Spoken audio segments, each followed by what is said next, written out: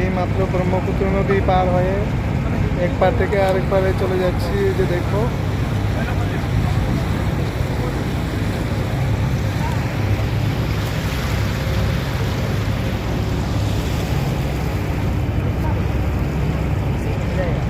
हाँ?